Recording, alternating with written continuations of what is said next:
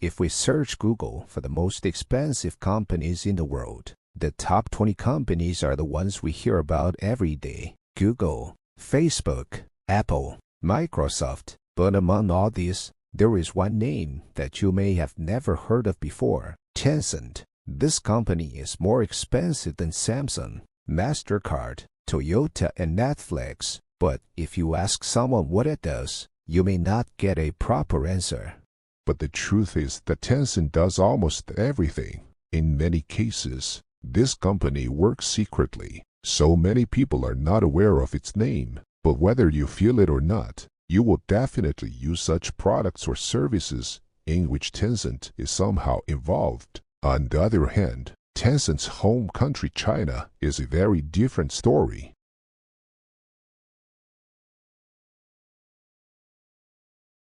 There, everyone knows that Tencent is completely in control of their lives, and the reason for this is that in China, Tencent has made the impossible possible, an app that controls everyone together. Tencent has created a mobile application called WeChat, which is also called the operating system of China, because almost every city in China uses this app, that too for hours a day. This time is more than the time spent on all social media platforms in the rest of the world. The reason for this is that WeChat is a highlight of all social media platforms in China. Facebook, YouTube, PayPal, WhatsApp, Netflix, Google, Uber, Tinder, Zoom, and Amazon. All these platforms are highlighted in the name of WeChat in China. One app can be used to call someone, chat with someone, order groceries, and even send money through this app. Let's assume that today we are incomplete without a mobile phone. Just like people in China without this app, a single company has the personal data of 140 crore people in China, from their location to their bank account details, and from each message to the search history. And then this app becomes even more dangerous when you come to know that Tencent shares all this data with the Chinese government, which makes WeChat one of the most powerful surveillance tools ever made. Not only that, but only those messages can be sent to this Tencent app that the Chinese government wants. And if that is not done and you are lucky, then this message will not be sent. But even if it happens for some reason, it can either send you to jail or you can disappear. Yes, such cases have actually happened. A Chinese citizen wrote something against the government in a joke to his friends on WeChat group, but the next day he was taken by the police. The Chinese government has openly said that they can also read deleted messages on WeChat, and for that they do not need the permission of the user or the court. The sign is absolutely clear. The Chinese Communist Party does not want anyone to talk against them even if they make a mistake. Amnesty International is an organization that works in human rights. According to their report, Tencent has a 0 out of 100 score in protecting its user data.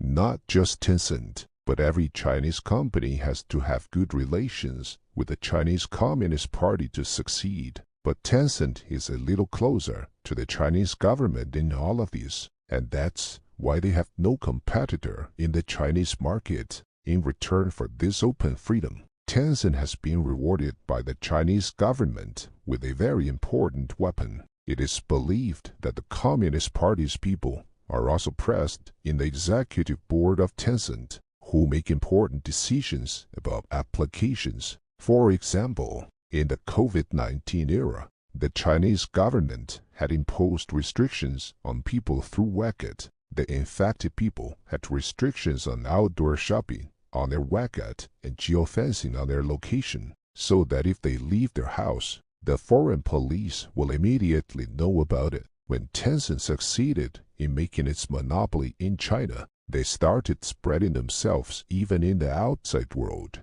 Reddit, Tesla, Discord, Spotify, Snapchat, and Universal Music are the names of the few companies in which Tencent has invested. Talking about gaming, Tencent is also the largest gaming company in the world, whose income is much higher than competitors. Their gaming department alone is much larger than Nintendo and Sony, and the same is the case in other industries. Tencent's payment department is almost as big as that of PayPal. According to reports, payments are transferred equal to $100 a day through WeChat. That is, even if Visa and MasterCard are combined, so many transactions are not made. In addition, Tencent has also started its feet in the production of music industry, esports and movies. Even China's weapon is now making its own decisions on the outside world. Its winning example is the video platform of WeChat. In America, the National Basketball Association has taken support of WeChat Video to show its matches in China. In 2019, the manager of Houston Rockets wrote something in Hong Kong on his personal Twitter account, on which Tencent stopped showing matches of Houston Rockets because many people in America used to watch these matches through WeChat Video. So the manager had to be forced to delete this tweet and had to apologize. After these incidents, people have recently been forced to think that will China now make decisions of its own from the outside world through the phone in the pocket? While the answer to this was given to everyone after the apology of the manager of Houston Rockets, many countries have banned WeChat as a security threat, including some states of India, Canada, and the United States. Just like Tencent's operations are very mysterious, so is its founder. If Elon Musk, Jeff Bezos, or Mark Zuckerberg come in front of you, you will definitely recognize them. But the founder and CEO of Tencent are very different from all of them. Despite running such a big and influential company, you may not even know how it looks and what its name is. Its real name in Chinese is this, but because its surname is called horse in English, that's why its name is Pony Ma. Pony Ma does not appear in the media because they are introverts and do not want to appear in the headlines.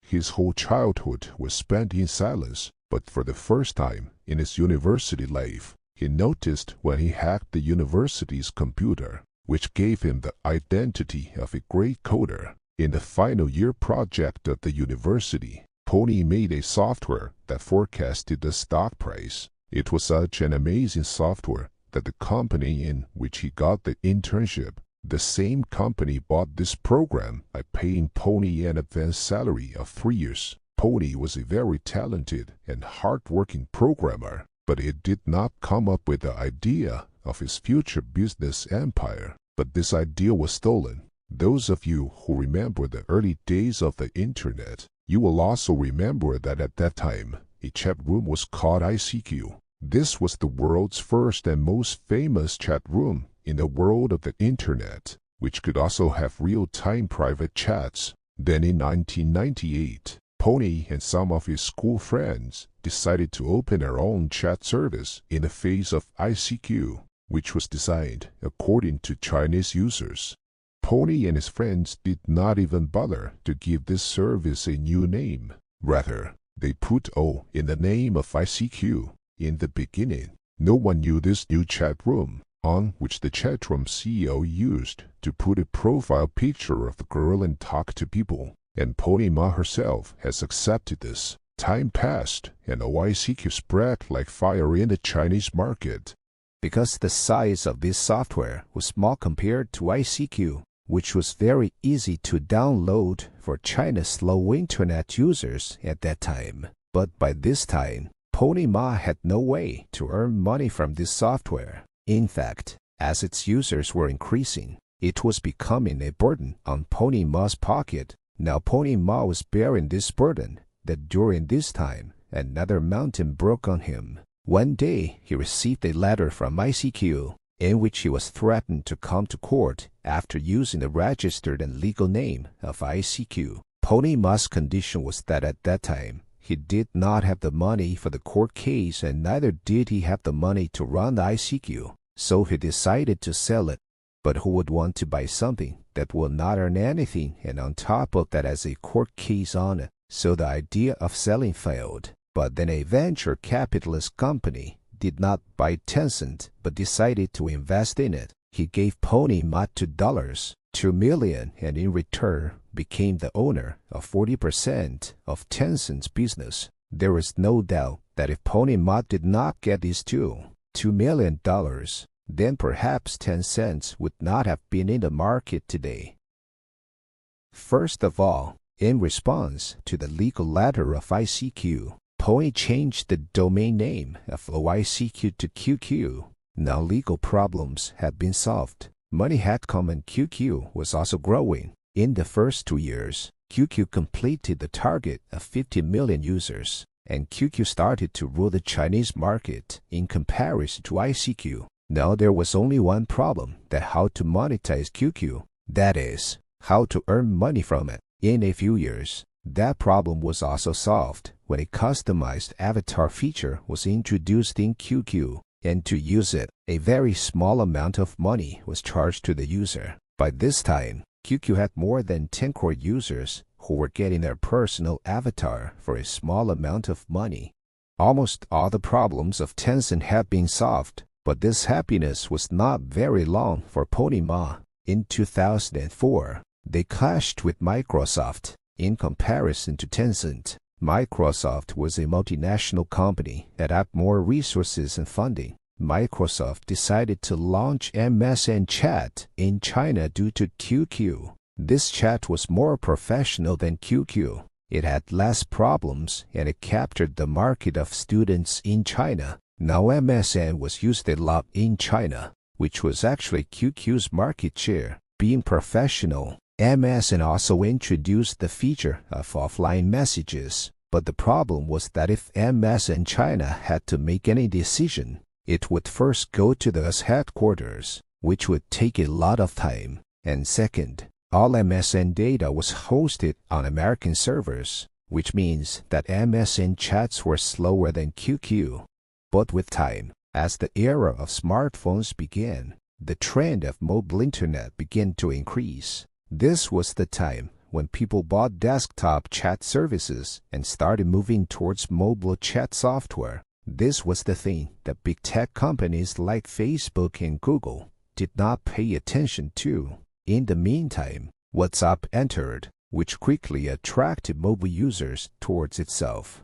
In 2011, Pony Ma offered $10 billion to buy WhatsApp, but this deal could not be cracked because they went to bed rest due to Pony Ma's back surgery. When the market started talking about $10 billion, Facebook's owner, Mark Zuckerberg, took advantage of Pony Ma's illness and immediately paid WhatsApp for $19 billion. This is why in January 2011, Tencent had to launch its own mobile app, which was named WeChat.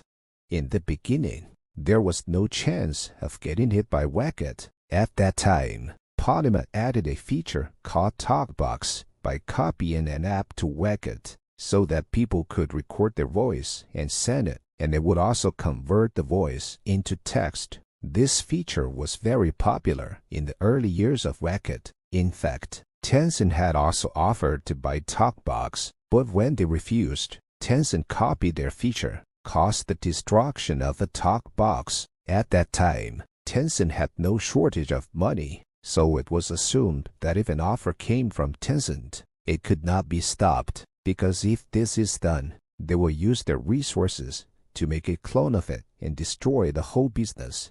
So now WeChat was gradually gaining momentum in China, and Pony Ma did not want it to remain just a messaging app, because what everyone has 24 hours, it will not be enough to cache only with chat service. So this was the time when in WeChat, social media feature like Facebook and Instagram was brought in the name of Moments, and later blogging was also started. In 2012, WeChat had reached 100 million users, and they got this success in just 1 year, while to reach 100 million users on Facebook took 5 years. In Tencent, the option of friends nearby was also added, which was actually a Tinder clone. Gradually, a service like PayPal was also introduced under the name of WeChat Pay. In Chinese New Year, people gift each other money in red envelopes.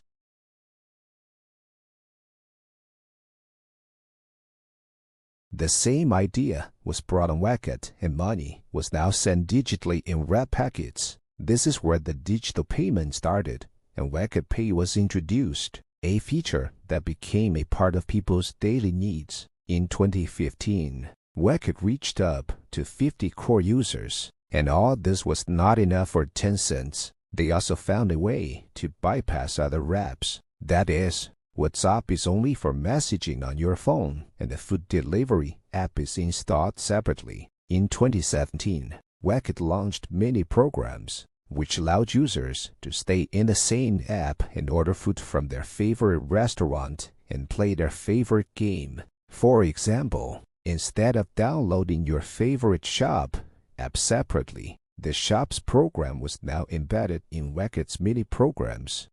This new feature has brought WeChat to new heights of development. This feature meant that if you have WeChat, then you don't need any other app. So now in China, WeChat was also used to book a taxi, the restaurant where you have to go. The booking was also done with WeChat, cinema tickets, shopping payments, and to return home. The taxi was again booked with WeChat.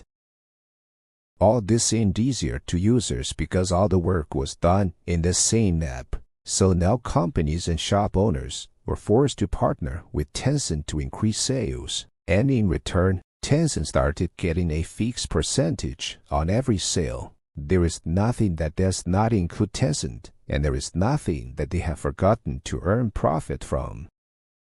But there is one such secret feature of WeChat that it gives to its customers for free. And that secret feature is user data, and the customer is the Chinese government, that is, Chinese Communist Party. In return, they do not receive any money from the Chinese government. But yes, if they do not do this, then the Tencent empire can end in minutes.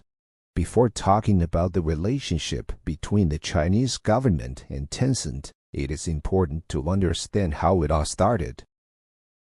By the way, China is a communist country, but in 1979, the leader of China allowed the opening of a capitalist business in Shenzhen, in which today's big tech giants took part, in which Tencent is also present. But the deal was that the companies that will be opened here can't operate until they benefit China. It also includes names like Alibaba and DJI. This made Chinese companies stronger, and the international firms operating in China were in trouble.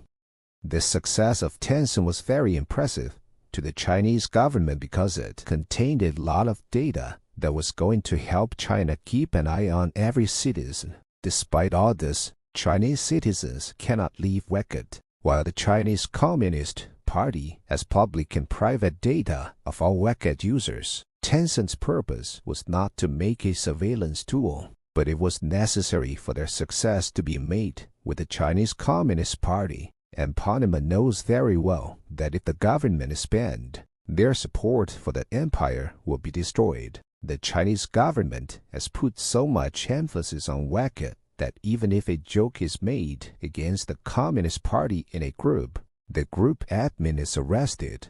This is why in 2017, group members deleted groups out of fear of getting caught in a problem. In Tencent games, it was noticed through the facial recognition system that which user's age is less to play this game or for children. Some games are only allowed for 90 minutes in a day. All this is done by accessing the camera in the mobile using an artificial intelligence system. In addition, a social credit scoring system has also been made in China, in which data comes from the WeChat platform. That is, whatever the user buys and where he goes, what his actions are, all this is scored in the market to see whether it is trustworthy or not, or its nature is not good, or it does not give money on time, and so on.